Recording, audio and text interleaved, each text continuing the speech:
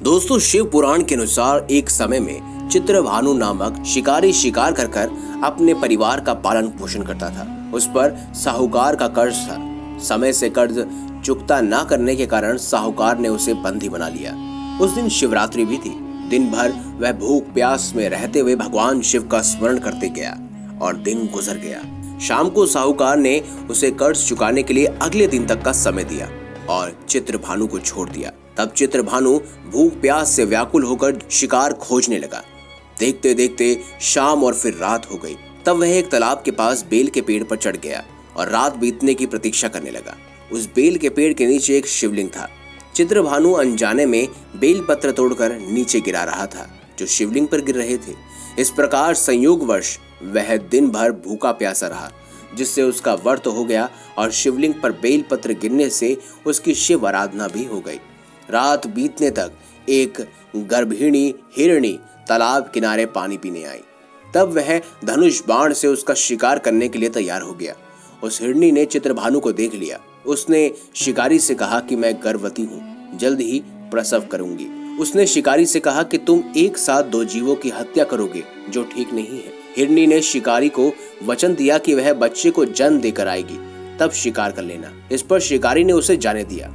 इस दौरान प्रत्यंचा चढ़ाने तथा ढीली करते समय कुछ बेलपत्र शिवलिंग पर गिरे।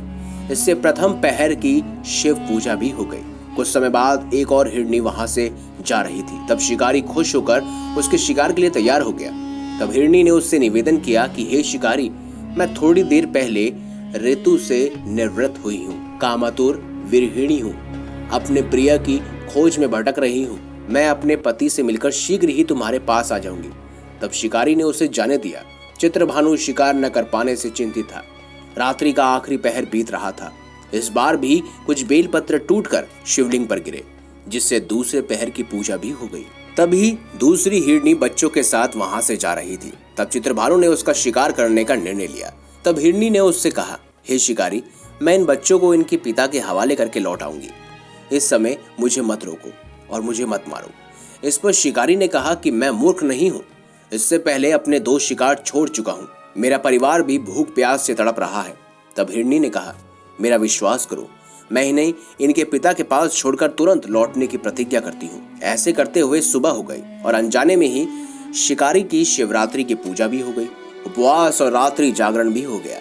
इसी बीच एक हिरण वहां से जा रहा था। तब शिकारी ने इसका शिकार करने का निश्चय कर लिया। चित्रभानु को प्रत्यंचा चढ़ा देख उस हिरण ने निवेदन किया कि यदि तुमने मेरे से पहले 3 हिरणी और उनके बच्चों का शिकार कर लिया हो तो मुझे भी मार दो, ताकि उनके वियोग में दुखी न होना पड़े। अगर उनको जीवन दान दिया है तो कुछ समय के लिए मेरे को भी जीवन दान दे दो।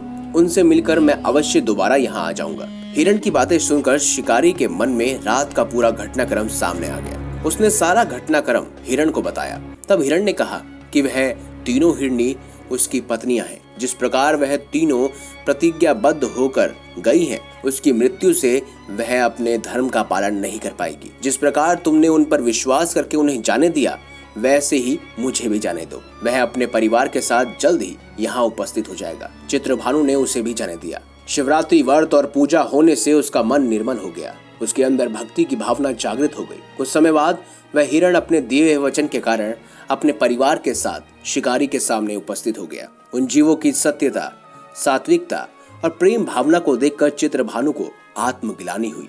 उसने हिरण परिवार को जीवन दान दे दिया। अनजाने में ही सही, शिवरात्रि का व्रत करने से चित्रभानु को मोक्ष मिला। मृत्यु के बाद शिवगण उस शिकारी को शिवलोक ले गए। तो दोस्तों, ये थी शिवरात्रि की एक खास प्रसंग कहानी। अगर आपको ये वीडियो अच्छी लगी है तो वीडियो लाइक करें, हमारे चैनल को सब्सक्राइब करें और ज्यादा से ज्यादा शेयर अवश्य करें। मिलेंगे अगली बार एक नई खास वीडियो के साथ। तब तक के लिए बहुत बहुत धन्यवाद। देखते रहिए महादेव दर्शन।